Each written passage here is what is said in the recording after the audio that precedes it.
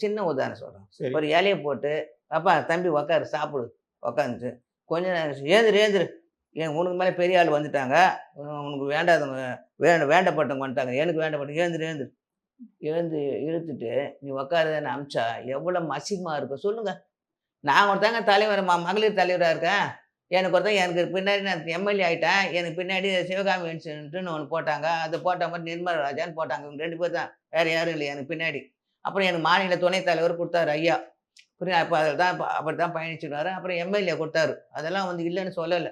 ஆனா குடுத்துட்டு அப்படி போல மகுடத்த சூடிட்டு மகுடத்த இறக்க நான் எவ்வளோ வேதனை இருக்கும். அசிங்கமா இருக்காதா?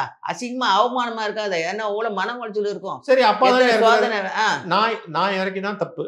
இன்னும் ம். நீங்க சொன்ன கூட தப்பு. ஏன்னா ம். நீங்க கட்சியில ஒரு தொண்டர் தான். ஆமா. ஆனா அப்பா தானே சொல்றாரு.